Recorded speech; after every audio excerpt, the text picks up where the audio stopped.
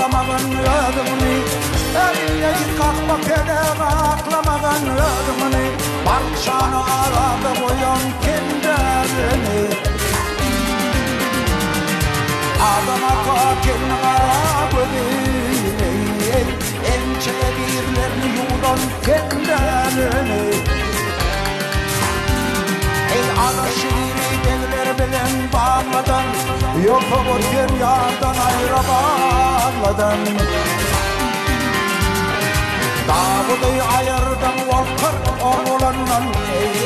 Netimini bir koyan kendilerini Dağılı ayırdan volkar oğlandan Netimini bir koyan kendilerini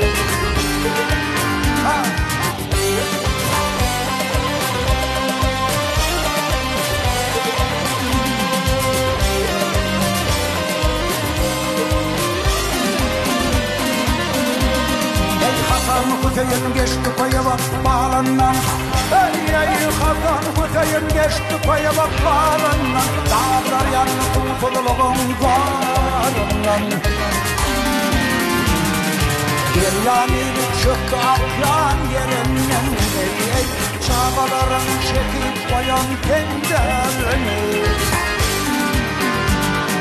Geryanini çıktı akyan yerinden Çağalarını çekip koyan kendilerini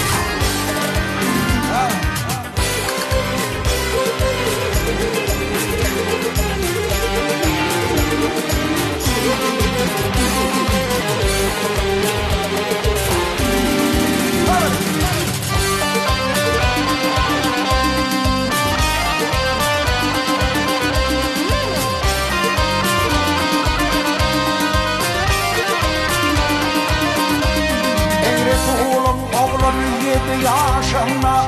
Ey Resulüm oğlanı 7 yaşına Canın Allah'a takmanın başına Kimken koydun telbeğin koşuna O mırdadan da koyan kendilerini Kimken koydun telbeğin koşuna